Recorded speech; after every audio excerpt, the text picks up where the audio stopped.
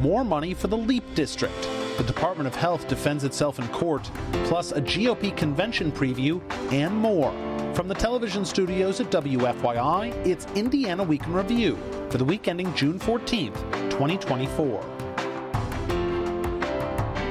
Indiana Week in Review is made possible by the supporters of Indiana Public Broadcasting Stations. This week, the State Budget Committee approved nearly $100 million more for the Indiana Economic Development Corporation's controversial LEAP district in central Indiana. And some of that money will go towards securing about 1,400 more acres of land for the project. The new money had previously been earmarked for the IEDC to lure an advanced manufacturing company to the state, but that project is stalled, prompting the shift to the LEAP district in Boone County. The state has spent hundreds of millions on LEAP so far, and only Eli Lilly has announced plans to locate at the site. But IEDC Vice President Mark Waskey says there's strong confidence in conversations with other companies. The companies involved are engaged in advanced computing, information technology, component manufacturing, and biopharmaceutical manufacturing, which we anticipate to result in tens of billions of dollars in capital investment. That's all the details the IEDC is willing to share, and Democrats like Representative Ed DeLaney say more information is needed. I think the number of open-ended questions, the kinds of dollar amounts, the uncertainties, the lack of the report on the water study alone, I don't think this is a matter that this body should act on today. The new land purchases will bring the total site to around 9,000 acres. Are you surprised lawmakers are forging ahead so quickly? It's the first question for our Indiana Week in Review panel. Democrat Ann DeLaney, Republican Mike O'Brien, Oseye Boyd, editor-in-chief of Mirror Indy, and Whitney Downard, senior reporter for the Indiana Capital Chronicle. I'm Indiana Public Broadcasting State House Bureau Chief Brandon Smith. I almost forgot my name for a second. Ann DeLaney, a House Republican, just lost her re-election bid, in large part due to issues related to the LEAP district. Right. Doesn't that give lawmakers pause?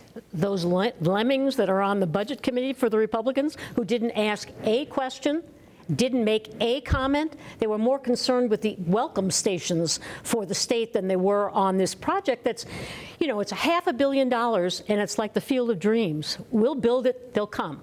I mean, they're paying incredible amounts per acre for this land. They don't know where the electricity's coming from. They don't know where the water's coming from. They don't know if they can get water for it, and they don't know who's going to pay for it in the surrounding areas to get the electricity and water there. I mean, it was poorly thought out at the beginning. They certainly didn't plan for these eventualities. This group has not enough oversight, and it's about time for the legislature to rein them in, because this is ridiculous that you're spending this amount of money on the off chance that somebody's going to want to come. I know they claim credit for Lilly, but Lilly was going there anyway. Okay? And they don't need the IEDC to do a project. So I really think oversight is necessary. In light of Sharon Nagel's loss, are you surprised it was relatively easily rubber stamped by the Budget Committee? No, because that's the role is for them to go in front of the Budget Committee and make that and explain what they're doing for money that's already been appropriated. So it's, you know, it's from that standpoint, no. I mean, the State Budget Committee served the function that they, you know, the budget required them to serve. I agree. We had Lilly, it was early on, but that was largely a manufacturing facility.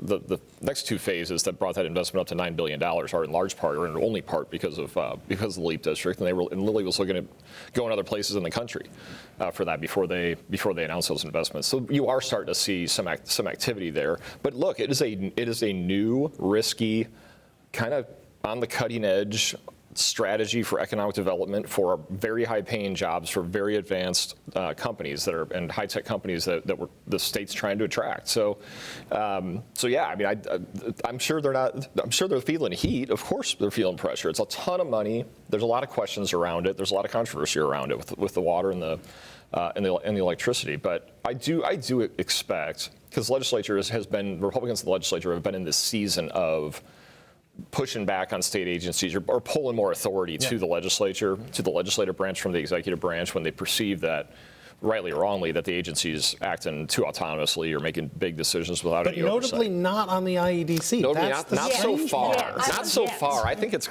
coming. I think next session is going to be interesting. Well, I wanted to add that even with the 3 phases of Lilly, they revealed that they only had enough water from Lebanon's utility for the first phase. And they think they can only get 10 to 15 million more gallons of water, and they need 80 million in the next 2 decades in order to that was fully. always a problem, right? I mean, this really moved up a problem that they knew was coming, which is water resources in north central Indiana because of the growth. That was a problem that was going to have to get solved. LEAP just made it. Well, to that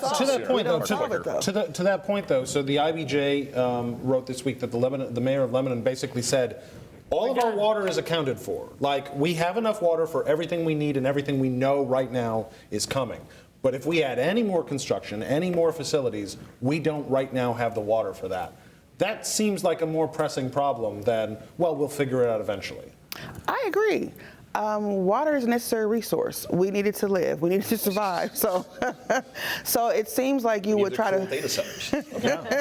And they're bringing in these high-paying jobs that will use a lot of water. Yeah.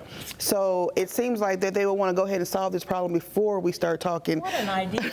What an idea. And when I went to the website just to go kind of look around and see, it looks like it's a done deal. It looks like everything is in place. You wouldn't know that nothing is really happening until you really read, and then you really find out, oh, there's a water study that we're still trying to figure out what we're going to do about. Something we need to drink, cook with. That's the sales part. You don't bring the dirty car out into the Well, but I mean, but in all seriousness, to that point. But water is serious. Mark Waske talked about how they're having, I think there's like 3 companies they're in very strong conversations with that they're very hopeful will come to the LEAP district. But if you're those companies, you're not just buying the sales pitch off the top. That's what the conversation starts. You're going to read down to the fine print. Exactly. You're going to read down. You're going to know that right now the mayor of Lebanon said we don't have water for you. But it's not going to make that conversation harder. But they also know a lot more than we know, which is part of the transparency conversation. But you hope these companies they know a don't. lot But more. These aren't stupid companies. I mean, they're going to do their due diligence, and they're having. Which is and why nobody's committed. That's part of the angst with the IEDC. It's like we're in these conversations. Well, with who? I can't tell you. And it's like, okay, well, that's an unusual reaction in government, but it's a necessary one in this case because these are sensitive conversations. You are in competition with other places, and you're trying to land big deals. You're trusting that they're in conversations and that those conversations are serious. That even goes to the idea of when I think it was Representative DeLaney who was saying, well, how much are you paying for this land that you want to buy up? And to a certain point, they're like, well, we don't want to say totally because we don't want to negotiate against ourselves in public. But isn't that a big part of the problem here? If you're creating this huge district, first of all, you don't leave holes in the middle of the district before you go forward, okay? Because you just put yourself in a terrible bargaining position. And every single one of those landowners there will know what was paid for the land adjacent to them. It's not going to be a secret. All right, time now for viewer feedback. Each week we pose an unscientific online poll question. And this week's question is, do you support the IEDC's LEAP district in central Indiana? A, yes, or B, no. Last week we asked you whether the debates can have an impact on the governor's race. 63% of you say yes, 37% say no. If you'd like to take part in the poll, go to WFYI.org/IWIR and look for the poll. Now, last month, an anti-abortion group filed a lawsuit against the Indiana Department of Health to regain access to individual terminated pregnancy reports. The agency stopped sharing them last year, citing patient privacy concerns. This week, 2 Indiana physicians who provide abortion care in the state filed a motion to prevent the organization from obtaining the reports. The motion explains the providers have a personal stake in the outcome of the case for a variety of reasons, such as avoiding conflict of legal duties and protecting patient privacy. It highlights last year's state medical board decision that determined partial disclosure of information violated privacy protections. The group representing the physicians says the 31 data points required on the reports can be used to identify individual patients. The motion also says the providers have an interest in preventing Attorney General Todd Rokita's interpretation of the statute from becoming law. In April, Rokita released an advisory opinion that said the decision to not disclose the reports complicates enforcement of Indiana law. The physicians' motion says the providers want to avoid unauthorized surveillance by a private organization with no relevant expertise. It argues the anti-abortion group behind the suit is not a neutral public servant. Meanwhile, the Indiana Capital Chronicle reported this week that it appears the Department of Health has retained its own outside attorneys in the case without seemingly required permission from Attorney General Rokita. Mike O'Brien, this gets messy. What happens when a state agency and the Attorney General disagree over a legal issue like this? Chaos. I think we're going to find out. It's really complicated. It's tricky because Rokita's correct, whether you love that law or not. Not having access to information on where people are and why are seeking abortions does interfere with enforcement that you may not support or not. So I don't disagree with him there. The problem is he's now taken this public position that's adverse to the agency position, and now he's got to go be their lawyer. Clearly he won't be. No. But he won't be. But it just gets complicated and this is an extreme example of, when you have an attorney general that's taking a lot of public positions on policy that has nothing really to do with the four corners of the law that you're trying to enforce. Yeah, I'm with you. I don't necessarily think I disagree with Todd Rokita on this legal issue. I'm not a lawyer, of course, but it seems to me if they were public before and now they're not and nothing has changed. The problem, first of all, the law has changed, okay? And then secondly, the law regarding abortions has changed. Yes, but you also get to the point where in very small communities, where it would be easy to pinpoint who the person was who had the abortion. And that is a violation of her privacy. So there's that. But in this particular case, Rokita has no choice. He has to sanction the hiring of outside counsel. He can't represent both sides of the issue, especially when baiting one side to get involved in this question. And if he fights it and takes it to the Supreme Court, which when he'll lose, I think that invites another disciplinary complaint. You can't be on both sides of an issue. He knows that if he ever bothers to read the Indiana Code and to read the canons of ethics. So he needs to step back from that, allow outside counsel to be hired, and then he can go on his own white Charger and see what he can do. Because to that point, he did basically invite this group to sue over this law. No, he held a press conference saying he disagreed with the Department of Health's interpretation. And to kind of piggyback on what Ann was saying, I think the idea is when you were having, a couple hundred abortions, that if, you had one 26-year-old woman from a town with only 500 people, well, how many 26-year-old women are in this town? Like, it's going to be pretty easy to identify who this woman is. And that's what he wants to do. I think that's when they started, realizing that when there's such small numbers of abortions, it's so much easier to identify who this person might be. To identify and shame that person. And that's exactly right.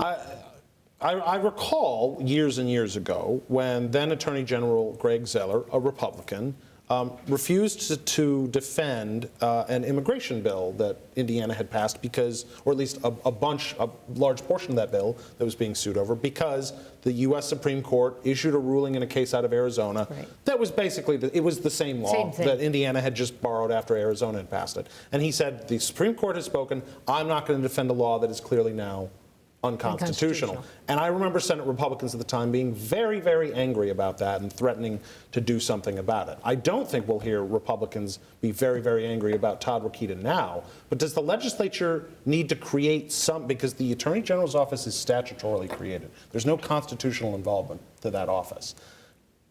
Does the legislature need to address this situation where an elected Attorney General disagrees with appointed agency heads over a part of Indiana law? The canons of ethics already address that. He's a lawyer. He can't be on both sides of the issue. But does the legislature need to do something too? Probably now, because he's setting precedent. And so I do think that the next time he can do whatever he wants to do, or the next Attorney General, I do think there's a precedent being set, and so there needs to be something done about it.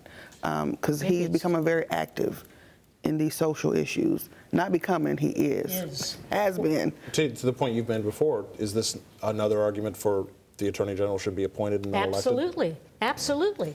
It really is. All right, hundreds of Indiana Republican convention delegates will gather in Indianapolis this weekend to choose the party's nominees for Lieutenant Governor and Attorney General. The GOP nominee for the Attorney General is already set. Incumbent Todd Rokita is unopposed as he seeks a second term. It's the race for lieutenant governor that's drawing attention this year. Typically, the nominee for governor chooses their running mate, and convention delegates rubber stamp the pick. But ultra-conservative pastor Micah Beckwith has been running a public campaign for lieutenant governor since last year. He frames himself as a check on the establishment and was inspired to run in part due to anger over Governor Eric Holcomb's COVID-19 mitigation policies. Beckwith faces off against state lawmaker Julie McGuire, who gubernatorial nominee Mike Braun named as his pick for the spot. Whitney Downard does, I didn't add this into the piece because we learned it after I filed this story for the show last night.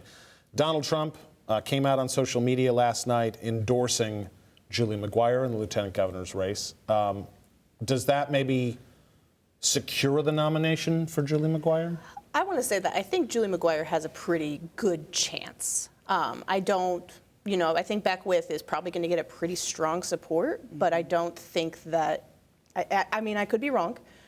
Many of us did not see Diego Morales upset over Holly Sullivan, but I think that the Trump nod might kind of push her over the edge for some of the people who are on the fence still, but I don't think it'll have an overwhelming effect. Yeah, I mean, the analogy to the Diego Morales victory at the convention seems pretty direct here, but arguably the Republican leadership is a little more prepared this time than they were for the Diego Morales upset. What do you think happens this weekend? Well, I definitely think that Trump's endorsement has helped create a little more confusion in the process, and some of the people that Beckwith attracts, I think now are trying to figure out who they go for. Do I go for McGuire? Do I go for Beckwith?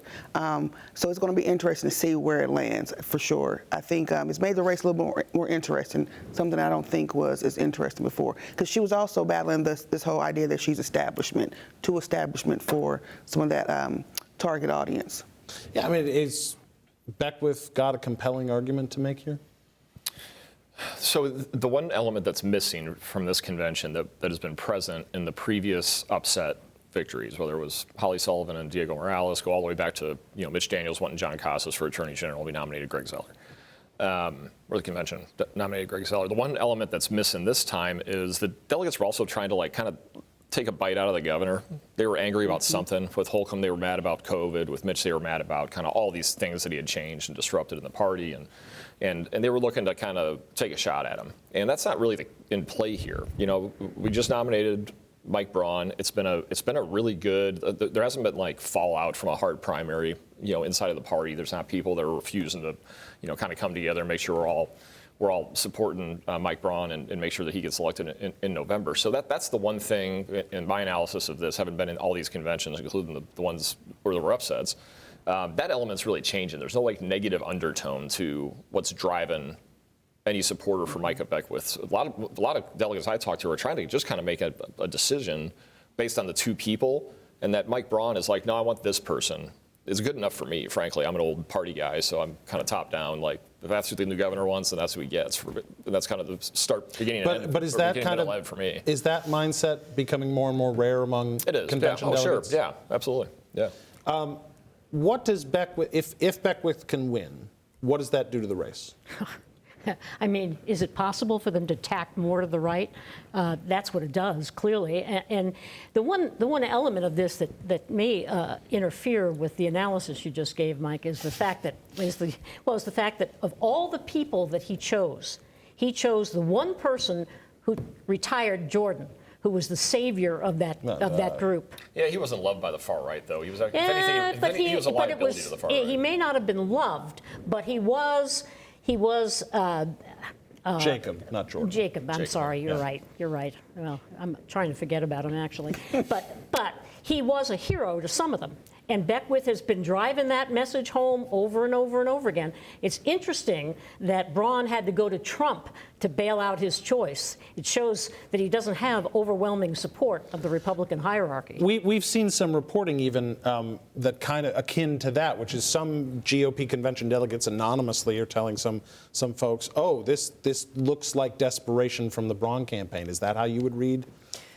I mean, I think that it was just Braun trying to shore up the support that he has and show that, hey, you might think that I'm too establishment, but I have a connection to Donald Trump, because I think that's been an argument, is that he is, not an outsider, was the big theme of the primary election. Yeah. So I think that that's his way of saying, look, look who I have a connection to and who actually I can get. They're running a But he campaign. had Trump, They're just he running a had Trump campaign. in every single ad he did. Yeah. He wrapped himself in Trump. Well, I mean, Trump would endorse won. him, and Trump endorsed him. I feel like that's just ace in the hole. Let me- Why not use it? Let me ask this, though.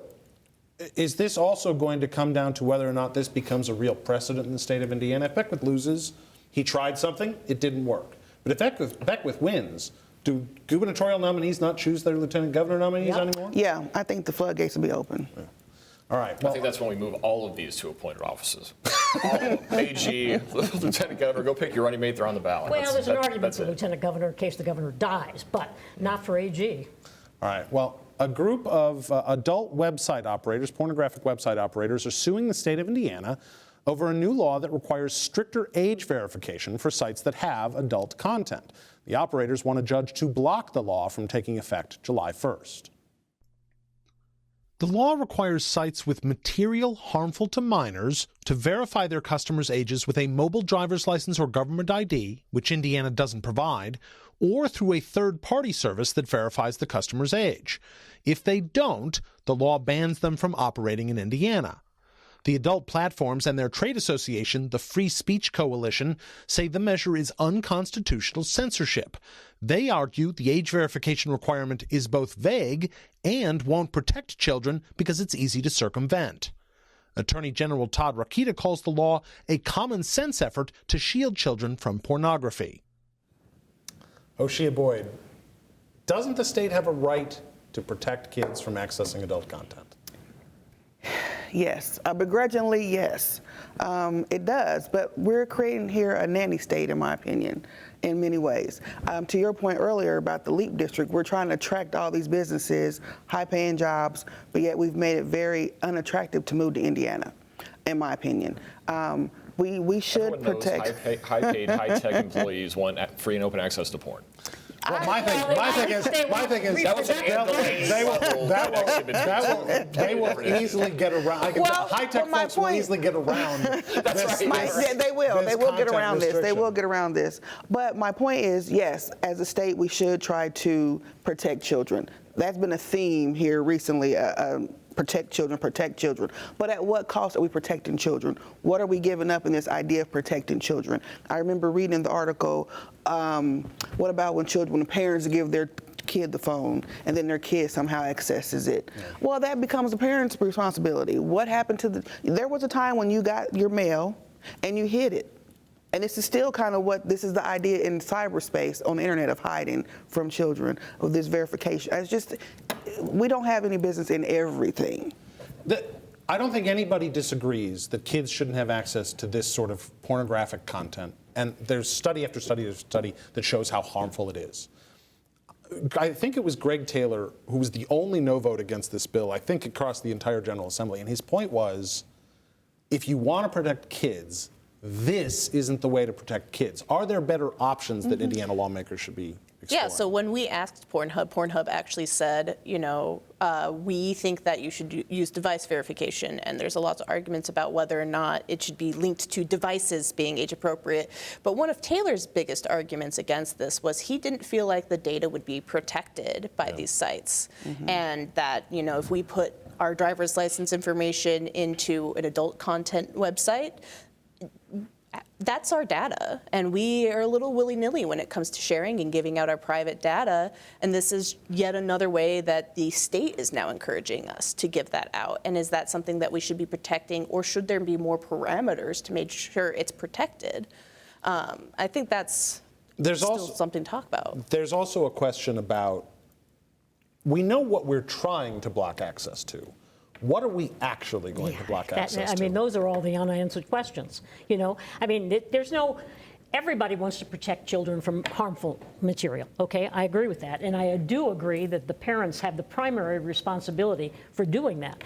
And if there are other things you can do without jeopardizing privacy or without interfering with adults who, for some reason, want this information. You know, we ought to explore all of them. And this has been looked at in other states, and somehow some of them have managed to deal with it. Maybe we could too. Yeah, I mean, this is nobody's against the idea, but everybody's trying to find the right way to do it. But it's also a question of if I'm a kid trying to look up. If I'm trying to learn about my sexuality, am I going to be blocked from seeing things that I should have the right to see? Well, I mean, it's a little. You know it when you see it, right? But it's too much still the moral old standard. policing here. We're doing a lot of moral policing because I don't agree with how you want to live your life. I need to now police you to say that what you're doing is right or wrong. As a lobbyist, I do want to give a shout out to whoever came up with the Free Speech Coalition as the trade association. That's good naming. Yeah. That was well done. That's Indiana Week in Review for this week. Our panel is Democrat Ann DeLaney, Republican Mike O'Brien, Oseye Boyd of Mirror Indy, and Whitney Downard of the Indiana Capital Chronicle. You can find Indiana Week in Review's podcast and episodes at WFYI.org/IWIR or on the PBS app. I'm Brandon Smith of Indiana Public Broadcasting. Join us next time because a lot can happen in an Indiana week.